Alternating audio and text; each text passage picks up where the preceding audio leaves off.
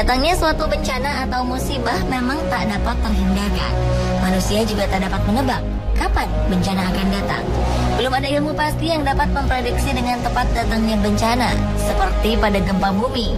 Walaupun beberapa negara sudah memiliki alat pendeteksi gempa secara dini, perilaku hewan berikut ini ditelaah melalui kebiasaannya dapat mendeteksi datangnya gempa bumi atau bencana alam. Dan berikut pemaparannya dalam segmen versus hewan pendeteksi bencana.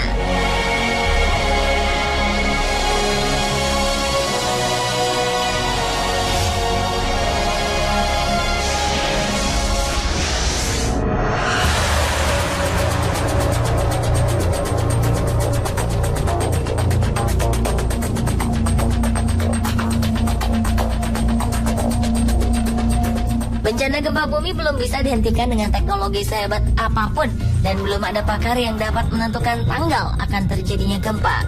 Namun, kita dapat memperhatikan kehebatan hewan-hewan mamalia ini dalam menangkap gejala alam sebagai Natural Early Warning System atau sistem peringatan dini alami.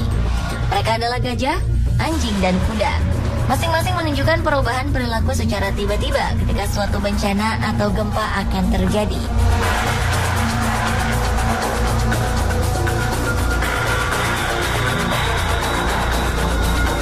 Menurut Pusat Riset Nasional di Perancis, gajah memiliki kemampuan mendengar suara gelombang subsonik hingga puluhan kilometer.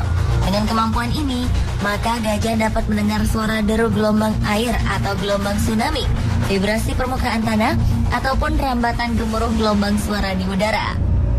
Kaki dan belalai gajah sanggup merasakan getaran yang sangat kecil. Ini bisa terlihat saat tsunami menimpa Thailand dan Sri Lanka 2004 silam. Tidak ada gajah yang terkapar karena lumpur tsunami. Gajah dapat mendengar suara dalam frekuensi kurang dari 10 MHz yang sangat ampuh untuk mendeteksi gempa. Faktanya, gempa menimbulkan gelombang elektromagnetik ke udara dan suara infrasound yang dapat ditangkap oleh hewan yang memiliki kapasitas pendengaran melebihi manusia.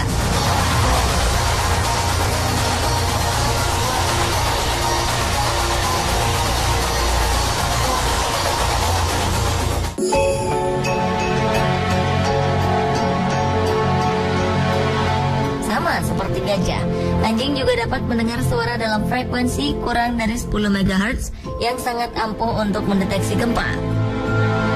Anjing akan bertingkah aneh sebelum tanah bergetar akibat gempa. Anjing kerap menggonggong dan melolong terus-menerus atau menunjukkan tanda-tanda gugup dan gelisah. Dan jika majikannya tak merespon sikapnya ini, maka anjing akan berlari mencari tempat yang aman. Ini merupakan hasil riset dari seorang pengamat hewan peliharaan di Amerika. Ia melihat bahwa jika rata-rata setiap harinya sekitar 5% pemilik kehilangan anjing peliharaannya, dan jumlah ini akan melonjak hingga 30% ketika sebuah bencana alam akan datang dalam waktu 1 hingga 3 hari ke depan.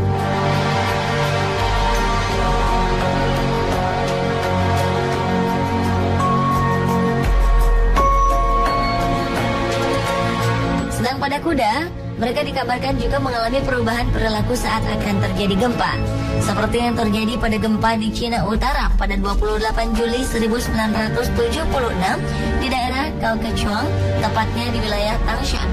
Saat itu dilaporkan bahwa kuda-kuda dan keledai tidak mau makan.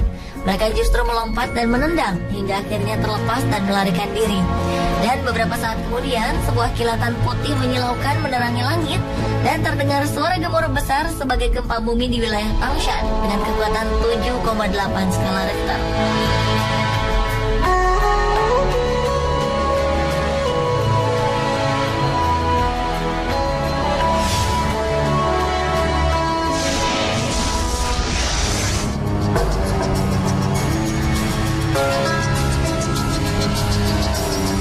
Oarfish atau ikan oar adalah salah satu hewan yang dapat mendeteksi datangnya gempa bumi.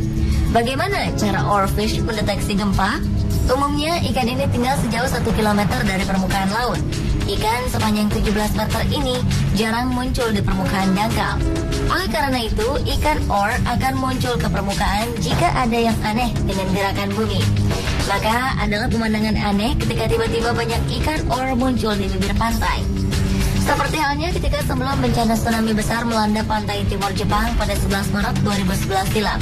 Kala itu, sebelum gempa dahsyat berkekuatan 8,9 skala Richter terjadi, kawanan ikan or ditemukan terdampar di pantai timur Jepang seminggu sebelum tsunami menyapu kawasan tersebut. Tak hanya itu saja, kabarnya setahun sebelum terjadi tsunami Jepang, peristiwa serupa juga terjadi di Chili, di mana kawanan oarfish juga muncul ke permukaan sebelum terjadi gempa besar melanda Chili dan Haiti pada 2010 silam.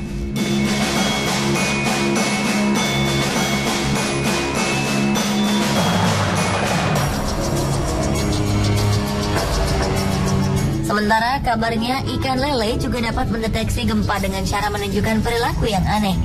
Ikan lele yang cenderung tinggal di dasar perairan akan naik ke permukaan dan bahkan beberapa akan keluar dari habitat mereka hingga menggelepar-gelepar di daratan bila akan terjadi gempa. Tak hanya itu, karena di Jepang sering terjadi gempa bumi, selain diadakan latihan evakuasi gempa bumi, para penghuni apartemen di Jepang juga disarankan untuk memelihara ikan lele di akuariumnya untuk mengetahui bila akan terjadi gempa. Bila suatu getaran di dalam tanah terjadi dan akan membentuk gempa, maka ikan lele peliharaan mereka akan bergerak aktif dan mengibas-ibaskan air akuarium. Jadi, ketika hal itu sudah terjadi, para penghuni apartemen dapat bergegas mengevakuasi diri, walaupun berita gempa belum muncul di televisi ataupun di radio.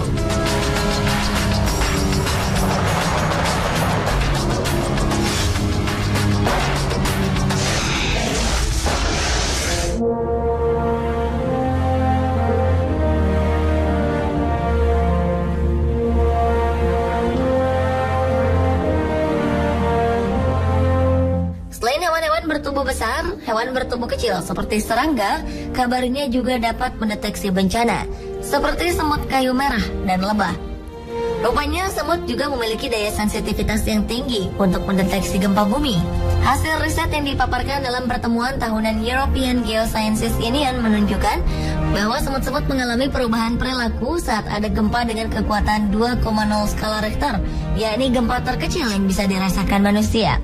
Peneliti asal Jerman Gabriel Berberich dari University of Duisburg-Essen menyatakan bahwa semut kayu merah memiliki kebiasaan membangun habitat di atas patahan aktif lempengan bumi. Dan setelah dilakukan penelitian khusus terhadap morfologi semut, rupanya semut kayu merah memiliki kemampuan mendeteksi kadar karbon dioksida karena mengandung reseptor kimia serta bisa mendeteksi adanya medan elektromagnetik melalui reseptor magnet yang mereka punya. Jadi, semut kayu merah ini umumnya akan bergerak aktif meninggalkan sarang pada siang hari dan akan kembali ke habitatnya di sepanjang patahan aktif bumi. Mereka akan bergerak jika akan terjadi gempa lebih dari 2 skala Richter di wilayah tersebut. Namun, jika gempa berada di bawah 2 skala Richter, mereka akan tetap terjaga di tempat mereka.